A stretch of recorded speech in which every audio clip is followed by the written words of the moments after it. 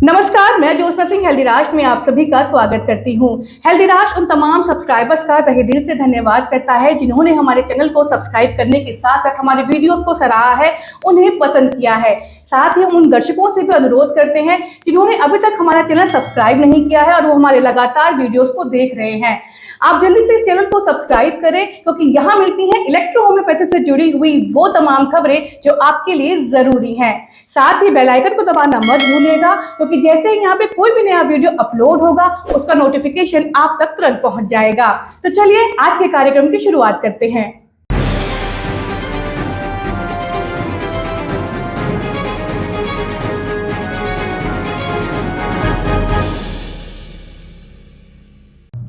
आज के कार्यक्रम में हम बात करेंगे हाल ही में कर्नाटक में हुए साइंटिफिक सेमिनार की।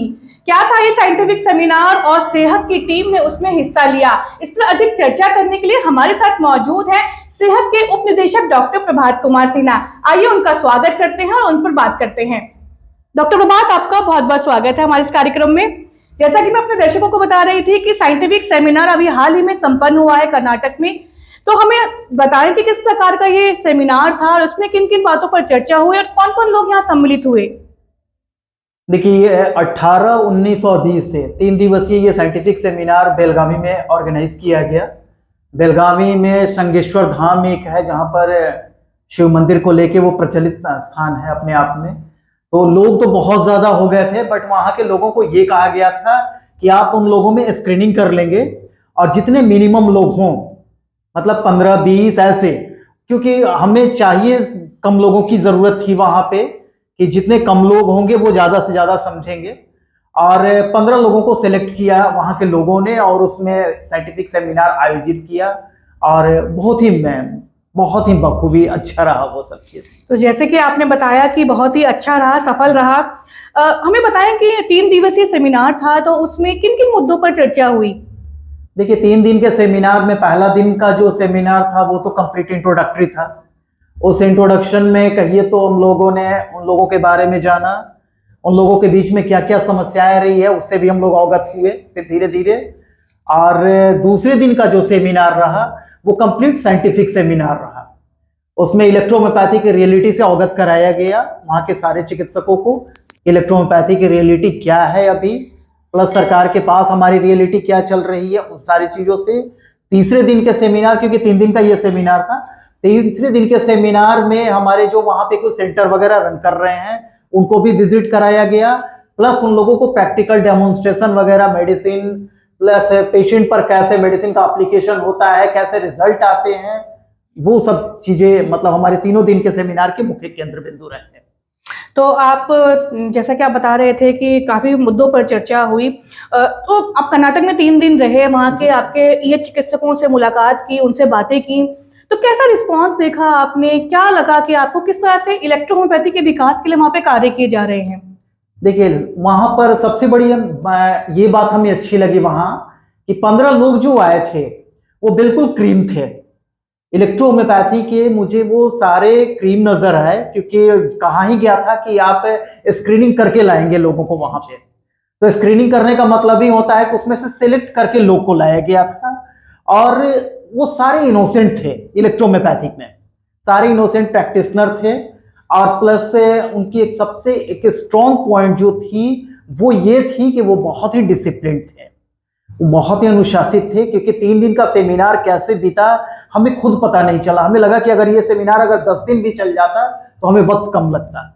3 दिन के सेमिनार में हमें किसी भी तरह की कोई ना दूरियां नजर आई। पहले दिन ही हम लोग एक दूसरे के काफी करीब आ चुके थे और उनकी ये अनुशासन जो थी वो हमें काफी और करीब खींची एक दूसरे के। और उन लोगों ने अपने प्रैक्टिस में जितनी भी परेशानियां भी आ रही थी उन सब चीजों से उन लोगों ने अवगत कराया कि हमें ये परेशानी आ रही है, हमें ऐसे हो रहा है। कुछ लोगों ने इलेक्ट्रोहोम्योपैथी की रियल मेडिसिन को लेकर बहुत ज्यादा परेशानी अपनी जताई कि सर हम लोगों ने लिटरेचर में तो बहुत सारी बातें पढ़ी है आज तक, बट हम लोग जब ट्रीटमेंट में आते हैं तो वो रिस्पॉन्स नहीं मिल पा रहा है। तो जब उनको इलेक्ट्रोहोम्योपैथी की रियलिटी से जब अवगत कराया गया और सब कुछ दिखाया गया तब उन्हें फील हुआ कि नहीं, रियली में कुछ ये डिफरेंट है। और 3 दिन उन लोगों के लिए बहुत ही, एक बार पेन ड्रॉप साइलेंट वाली स्थिति थी अपने सेमिनार हॉल में। और सब लोगों ने बखूबी इसको मतलब कहा जाए तो एंजॉय के साथ साथ इसका नॉलेज लिया, एंजॉय भी खूब किया, क्योंकि जहां पर सच्चाई आती है उसके साथ साथ एक अंदर से खुशी भी आती है। बिल्कुल। तो बहुत ही खुश हुए ये सारे। उसमें एक डॉक्टर हमारे जो सतीश हीरेमठ जी थे, वो पूरी टीम को कहा जाए तो एक सूत्र में बांधने का काम किया उन्होंने, doctor Satish ji and doctor एक और शशिकांत जी थे हमारे वहां पे। उन दोनों ने उस पूरे सेमिनार को बिल्कुल इस तरह से बांध के रखा, और एक जो कहा जाता है नेतृत्व करना, उन दोनों में मैंने वो नेतृत्व करने की क्षमता देखी कि सब लोगों को कैसे लेकर चल रहे हैं, और हर चीज का मैनेजमेंट, एक छोटी छोटी सी चीज से लेकर के बड़ी चीज का मैनेजमेंट बहुत अच्छी तरीके से किया गया वहां। तो बिल्कुल डॉक्टर, आपने जैसे बताया कि आपने वहाँ पे जो है आपकी टीम ने वहाँ पे जो रियल ईएचपी की वास्तविकता से जितने भी वहाँ पे ईएच चिकित्सक थे कर्नाटका के, उनको अवगत कराया। तो आप क्या कहेंगे कि क्या अभी तक वो रियल ईएचपी से मतलब रूबरू नहीं हुए थे? क्या वो सिर्फ इलेक्ट्रोहोम्योपैथी पे काम कर रहे थे, रियल ईएचपी पे काम नहीं कर रहे थे? हाँ देखिए, वो जब पहली बार हम लोगों ने क्वेश्चन किया उनसे, तो उन लोगों ने कहा कि सर हम लोग प्योर इलेक्ट्रोहोम्योपैथी पे काम कर रहे हैं। तो उनसे पूछा गया कि आप क्या स्टडी कर रहे हैं, कैसे कर रहे हैं, सब जानकारी जब एक दूसरे की लेनी शुरू की हम लोग, तो उनकी जानकारी से ये लगा कि वो लोग अभी रियल लिटरेचर वगैरह से काफी दूरी थी अभी उन लोगों की। तो हम जाकर जो भी पढ़ा दी अपनी बातें, वो पढ़कर वो प्रैक्टिस करना शुरू कर दिया, और उन्हें लगा कि अब हम प्योर काम कर रहे हैं। लेकिन जब रिजल्ट की बात आती थी और जब कहीं कमियां खलती थी उनको, तो उनके दिल में भी आता था कि कहीं ना कहीं हम रियलिटी से दूर हैं अभी। तो डॉक्टर प्रभात, जैसे कि आपने बताया कि जो वहाँ पे चिकित्सक आए थे उन सभी को आपने रियल ईएचपी से अवगत कराया। अगर बात करें हम तीनों दिनों की, जब आपका सेमिनार हुआ, उसमें मुख्य तौर पे क्या क्या गतिविधियां रही? देखिए, सेहत की मेन गतिविधियां तो रियलिटी से ही रिलेटेड रहा तीनों दिन। और दूसरे दिन भी जो मैंने एक चीज बताना आपसे भूल गया कि दूसरे दिन की जो हमारी सेमिनार हुई, उसमें रियल इलेक्ट्रो होम्योपैथिक मेडिसिन और अदर इलेक्ट्रो होम्योपैथिक मेडिसिन में डिफरेंस बताया गया। लाइव डेमोन्स्ट्रेशन दिखाए गए, वहां पे बहुत सारे हमारे चिकित्सक जो आए हुए थे, खुद पे फील किया उन लोगों ने। हमारे कुछ डॉक्टर आपको मैसूर साइड से भी आए हुए थे, उन लोगों ने भी देखा कि इलेक्ट्रोहोम्योपैथिक मेडिसिन रियल और अदर क्या होती है।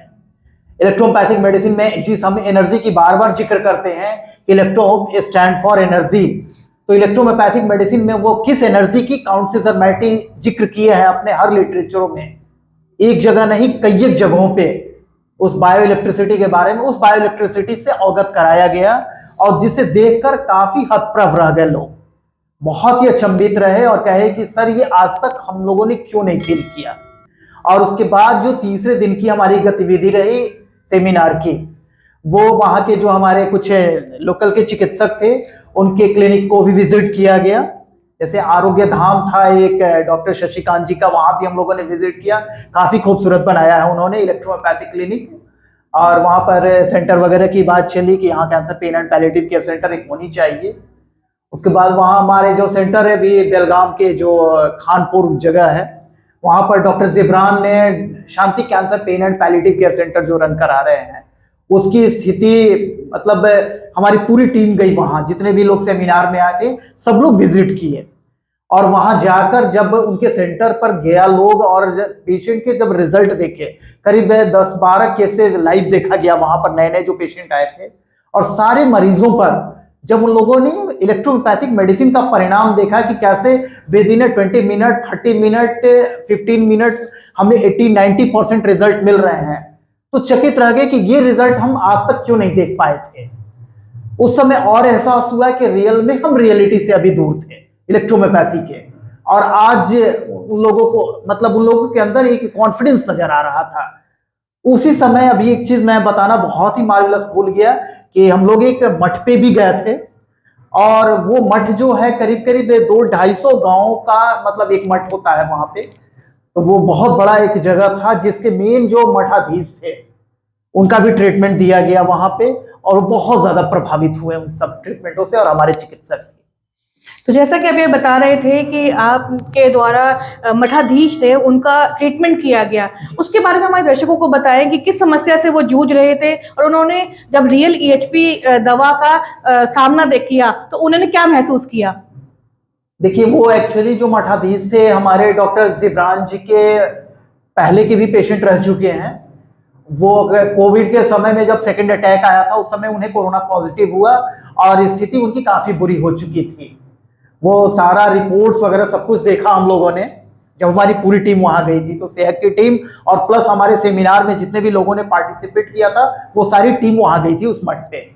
और वहां जाकर जब उनको देखा गया तो वो सारी कहानी खुद से बताए कि सर कोविड के समय जो मुझे परेशानी हुई थी और रियल में डॉक्टर जिब्रान मेरे लिए गॉड बनकर आ गए थे।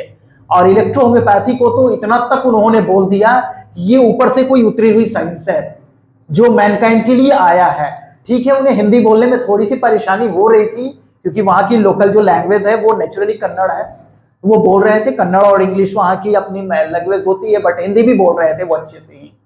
और उसमें सब कुछ बताया उन्होंने कि कोविड के समय उन्हें कितनी अच्छी तरह से डॉक्टर जिब्रान ने कोऑपरेट किया और इलेक्ट्रोहोम्योपैथी कैसे उनको फ्रूटफुल हुआ ट्रीटमेंट के बाद। और जब हम लोग गए तो वहां पे उनकी हम लोगों ने परेशानी देखी क्या, क्योंकि थोड़ी सी बॉडी फैटी थी उनकी। तो जो अपने वो सिंहासन पे बैठते हैं हमारे मठाधीश, उस पर से उनको उठ के चलने में थोड़ी सी भी अगर 2-4 कदम भी चलते थे तो उन्हें ब्रीदिंग ट्रबल होना शुरू होता था और चल नहीं पाते थे। बिल्कुल चलते थे तो बिल्कुल इस तरह से, मतलब कहा जाए ना लंगड़ा कर चलना, वो स्थिति थी। तो उन्हें 10 कदम चला के देखा भी गया। जब देखे तो कहे कि अब मैं नहीं चल सकता हूं क्योंकि जॉइंट्स पेन से बहुत ज्यादा वो सफर कर रहे थे, स्थिति बहुत बुरी थी। और ट्रीटमेंट वहां दिया गया डॉक्टर जिब्रान ने और खुद मैंने उन पर मेडिसिन का लाइव डेमोन्स्ट्रेशन दिया, एप्लीकेशन हुआ मेडिसिन का।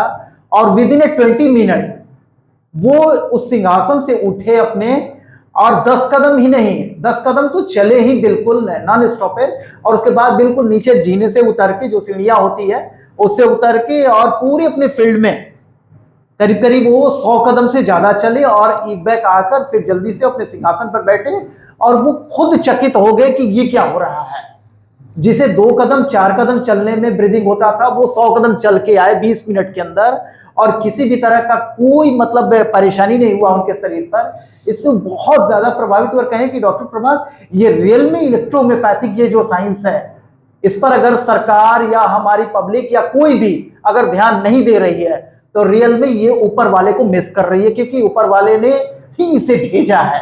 तब मुझे वो समय याद आ गया जब मैटी ने अपने एक लिटरेचर, ओरिजिनल उनकी एक लिटरेचर है हमने पढ़ा था, उसमें साफ लिखा हुआ है, काउंसिलर मैटी ने लिखा है कि ये हेवन से उतरी हुई, स्वर्ग से उतरी हुई एक सिस्टम है जो मैनकाइंड के लिए आया है। इसे नजरअंदाज करने की कोशिश मत करना, नहीं तो बहुत बड़ी चीज तुम खो दोगे।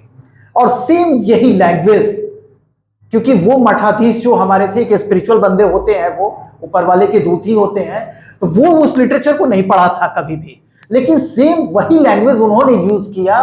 कि उन्होंने एक इंटरव्यू भी दिया अपना वहां पे, और इंटरव्यू में साफ उन्होंने इन सारी बातों को एक्सेप्ट किया कि रियल में ये जो साइंस है ये ऊपर से उतरी हुई साइंस है, और रियल इलेक्ट्रोहोम्योपैथी पे जितने भी काम करने वाले लोग हैं वो ऊपर वाले के भेजे हुए बंदे हैं। और इनकी हम मतलब तहे दिल से मैं सम्मान करता हूं। वहां बहुत काफी, उसके बाद से तो वहां जितने भी चिकित्सक हमारे गए हुए थे इलेक्ट्रोहोम्योपैथी के, वहां मतलब तालियों की गूंज और उन लोगों की उत्सुकता को देखकर हम खुद भी ज्यादा उत्साहित थे कि नहीं, अब बहुत बड़ा काम हुआ है ये। तो बिल्कुल जैसा कि आपने बताया कि उन्होंने एक चीज और, उन्होंने कन्नड़ में भी अपना कुछ स्टेटमेंट दिया कि हमारे सीएम और यहाँ के हमारे कर्नाटका के हेल्थ मिनिस्टर के लिए मैं कुछ मैसेज देना चाहता हूँ, और वो मैसेज लोगों के बीच में जाना चाहिए। तो बिल्कुल जैसा कि आपने बताया कि वहाँ के जो मठाधीश थे उन्होंने सरकार के लिए भी मैसेज दिया, और हम आशा करते हैं कि सरकार तक ये बात पहुँचे और वो जाने कि किस प्रकार से इलेक्ट्रो होम्योपैथी ईश्वर की देन है, और किस प्रकार से वो तुरंत ही जो बीमार हैं, जो उनको इलाज देती है, उनको एक सुखद परिणाम देती है। डॉक्टर प्रभात, अगर हम बात कर रहे हैं सेमिनार की ही, तो सबसे बड़ा प्रश्न, जब आप यहाँ से चले थे कर्नाटक की ओर, तो आपके मन में कई तरह के विचार रहे होंगे सेमिनार को लेकर। तो क्या इस सेमिनार में वो विचार आप पूरी तरह से सफल कर पाए? क्या ये आप ये कहेंगे कि क्या ये सेमिनार सफल रहा? जी बिल्कुल, ये एक्चुअली हमारा कर्नाटका का कर्नाटक ही नहीं, हम किसी भी स्टेट में जब जाते हैं पहली बार ना, तो एक जहन में हमेशा बैठा रहता है कि वहां, क्योंकि सारे लोग अननोन होते हैं, तो ये हमेशा रहता है कि पता नहीं कैसे कैसे लोग होंगे उस जगह पे। लेकिन वहां जाने के बाद एक चीज की फीलिंग हुई कि जितने भी, क्योंकि पहले से उन लोगों ने क्या किया था कि स्क्रूटनी कर ली थी आपस में ही जी। कि सर लोगों का कहना है कि यहाँ पर जितने लोग आए वो सारे मतलब स्क्रीनिंग करके आए जो कुछ लेने के लिए तैयार हों। वहां जाने के बाद एक चीज की हमेशा फीलिंग हुई, उन लोगों से अपनापन लगा। तो हमारे लिए 3 दिन का जो सेमिनार था वो इतना मतलब इजिली कैसे पास हो गया पता ही नहीं चला। सब लोगों ने सुना और जितना हम देना नहीं चाहते थे उससे कई गुना ज्यादा उन लोगों ने ले लिया हमसे।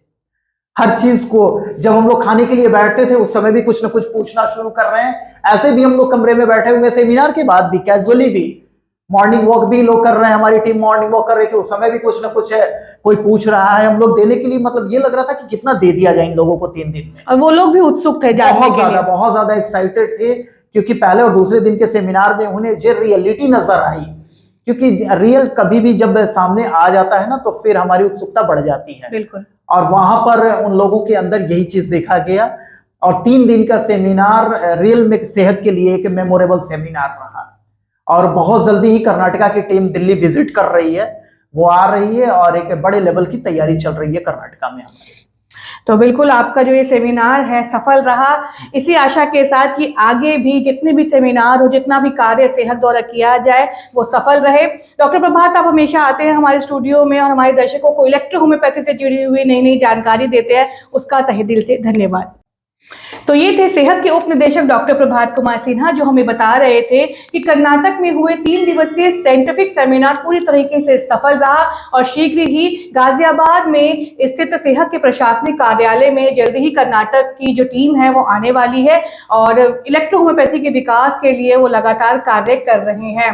इससे पहले कि मैं आपसे विदा लूं, जिन लोगों ने अभी तक हमारा चैनल सब्सक्राइब नहीं किया है वो जल्दी से इसको सब्सक्राइब कर ले और बेल आइकन को दबाना मत भूलिएगा, क्योंकि जैसे ही यहाँ पर कोई भी वीडियो अपलोड होगा उसका नोटिफिकेशन आप तक तुरंत पहुंच जाएगा। अब मैं आपसे लूंगी इजाजत, नमस्कार।